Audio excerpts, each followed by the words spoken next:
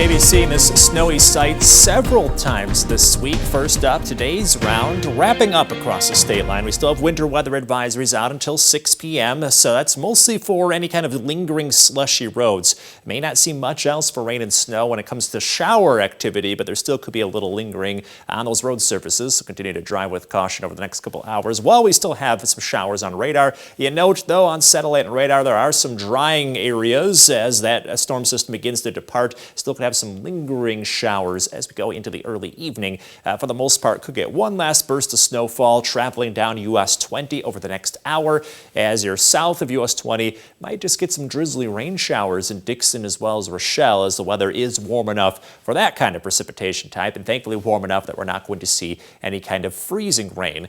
When it comes to future track, the showers don't hang around for very long. We get to about 7 o'clock and all of that activity should be drying on out, and it will be quiet then throughout the rest of this evening. And with temperatures near or above freezing, it's really helping limit the impacts as we go throughout the remainder of the day. It says that snow melts, so you might still have some wet roads in spots or even just a slushy spot or two rather than widespread slushy roads like we had earlier today. So the above freezing temperatures will definitely help. However, because we are above freezing, that's causing some melting snow and flooding the atmosphere with moisture. So even though the roads may not be slick, we still have some road hazards throughout the rest of the night. Dense fog a possibility, so make sure you take it slow if you encounter those hard to see conditions. They do set up later on tonight as that snow continues to melt, so watch out for that.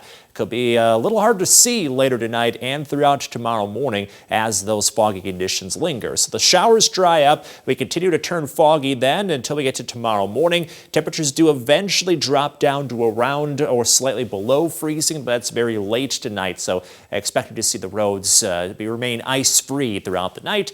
By tomorrow morning, though, we're below freezing, have some foggy conditions early, then cloudy after that, and yet another round of snow is coming down the pipeline. This one not quite as impactful as the one we saw today. Here's future track at about 5 o'clock tomorrow, and note most of the state line looking dry. We have this thin band of snowfall that we'll have to watch out for, and as we advance future track along, you can see it doesn't really cover the whole state line. There may be a little intense band of snow within that thin area of snow showers, so that's where we could get possibly up to an inch for snow accumulation. A lot of that looks to line up just to the north of US 20, so we'll keep a close eye on that. Not really looking at widespread snowfall, but there could be some areas that pick up a dusting into tomorrow night. We should be dry on Thursday.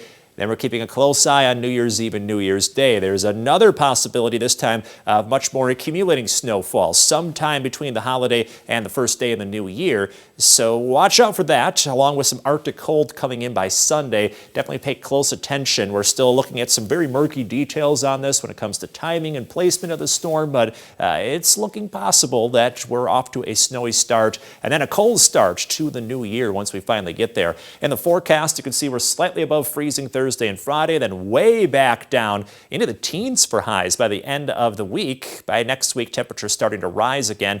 And your most accurate 10-day forecast after that very chilly start to 2022 will be near average, upper 20s to upper 30s coming down the pipeline as we get into the first full week of the new year, Derek. All right, thanks a lot, Alex. I was happy to